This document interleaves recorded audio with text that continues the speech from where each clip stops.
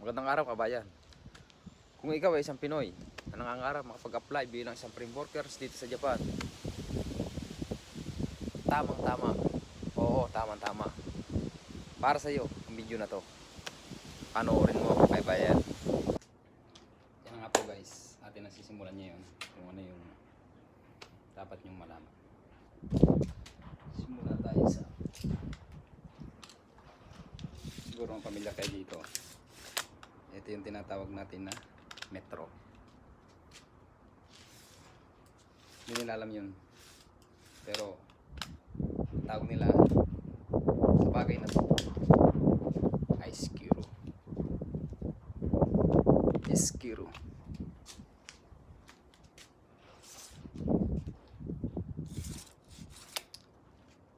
Next natin ay ito, kaibigan. Ito yung tinatawag nila na Tenoko. Tenoko. Kung tawagin sa atin ay Lagare. Ito para lang sa mga buhan, sa mga nagnanais na malaman at interesado. Share ko lang para at least na memorize na nila. Alam na nila kung anong tawag dito. Next natin ay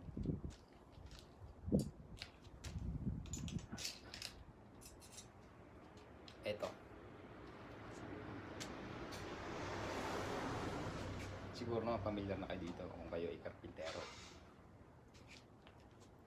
Ito naman yung tinatawag nila na Sashigani.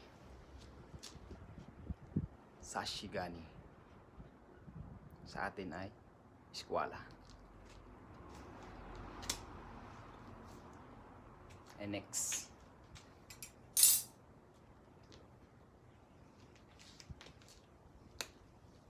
ito sa malagang kailangan minsan. Napaka-importante nito, lagi natin dala. Ito ay tinatawag na Suiheki. Kung sa atin ay level bar. Yan. Napaka-importante nito kasi pag magkakabit ka ng simulang panel, kailangan pang mababala naman, pero pag kaya pataas, hulog ang ginagamit natin. Ito pag kaya mababala yung forma. Suiheki. Then, isa pa, napaka-importante ng mga bagay na ito sa araw-araw na trabaho. Kailangan natin ng martilyo.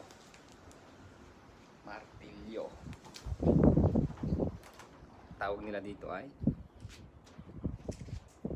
hanma. Ganda, di ba? Pero luma na to. 1 year na mahigit. And next naman, ito.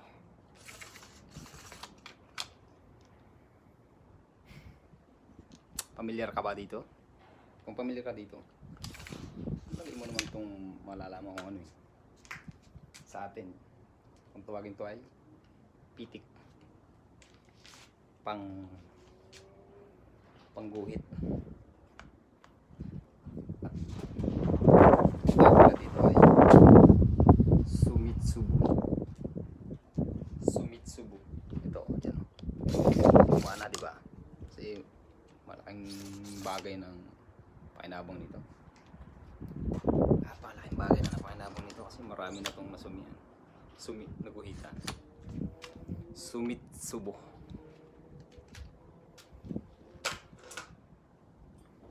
And next, ito naman. Ito ay dito lang naka-encounter nito. Diyan sa atin sa Pilipinas ay wala. Hindi ako nakakagamit dito. Dito ko lang to na encounter bagay na to.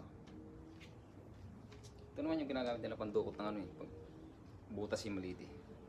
Yung sepa. Kasi pag nasa loob, hindi mo kita yung loob. Tudukotin mo yung sepa. Ito yung susot mo sa butas para madukot mo yung sepa. Yung sepa naman yun tinatawag eh. Tie rod naman dyan sa atin.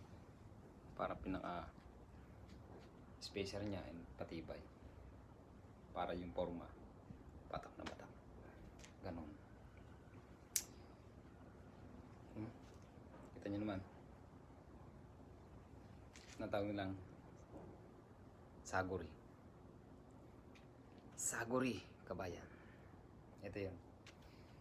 Kung interesado ka at gusto mo talagang ma-memorize kung yung mga tawag sa mga bagay na to, para sa talaga ang video na to.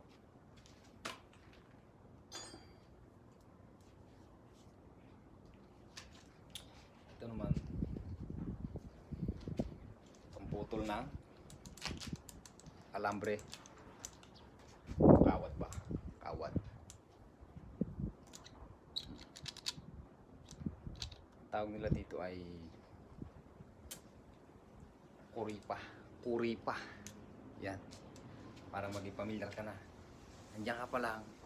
Kabisaduhin mo na. Para pagdating mo dito, kukuha ka ng gamit. Alam mo na agad. Ayan na oh. Kuripa. Kuripa. Kita mo naman, di ba? At isa pang pinakamahalaga. Sa huli. Kailangan natin ng liting to eh. Pang tuwid ba. Para malaman natin kung tuwid na yung ating ginawa. Siyempre, kailangan natin ng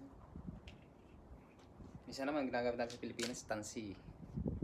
Pero ito na, iba't iba naman kulay nila. Iba't iba naman ang kulay nila ng ang ganito dito sa Japan. Parang liting siya.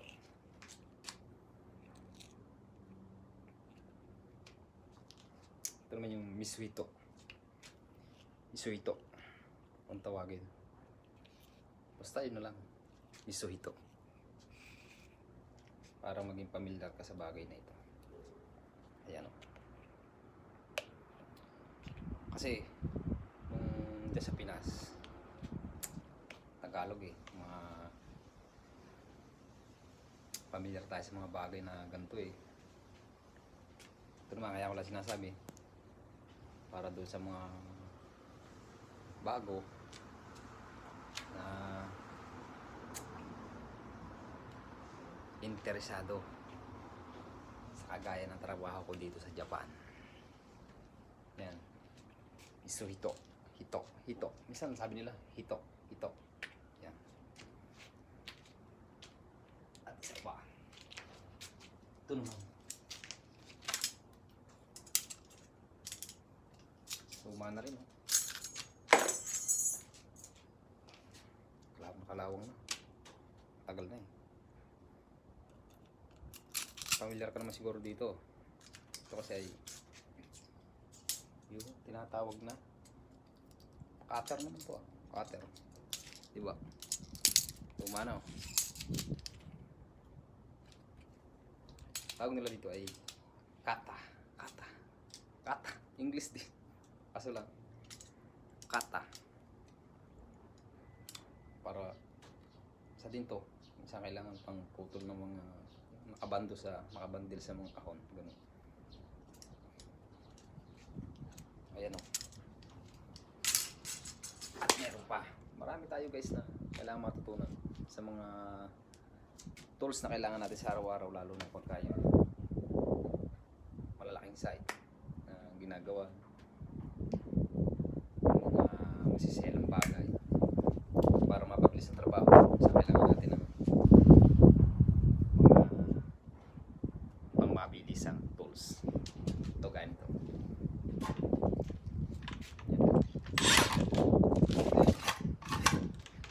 Battery siya na circular so kung tawagin sa atin. Dito naman ay tinatawag na Tawag nila, no? Marunoko. Maro. Kasi maro, bilog eh. Di ba bilog? Yun yung bilog niya. Maro. Marunoko. Ito naman, kaiba naman ito ay tenoko. Diba? Lagar. Tikamay. Pakamay siya. Ito naman, maro. Maro nga siya. Bilog oh. Maro. Marunoko. Yan. Circular so. Marunoko. Kaya pagka yung pinakonseo, kunin mo yung marunoko, alam mo na. Ito na yun. Diba? At isa pa ay ito.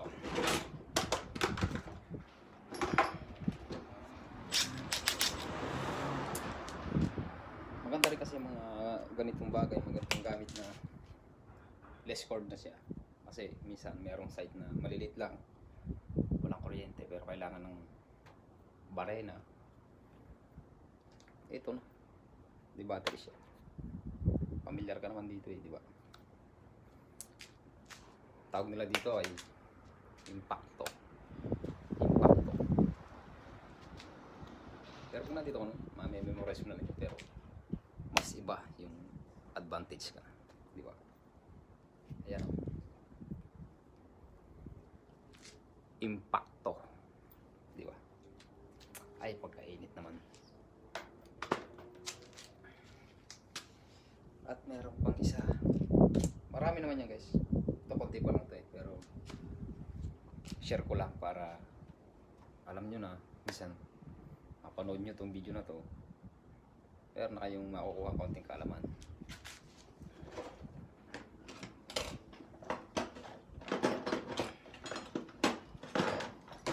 Pa isa. Ang dami ito eh.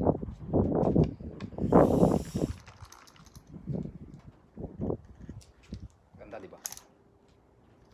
Tatak pa siya eh. Tajima. Maganda. Ito tinatawag sa atin na hulog. Diba hulog?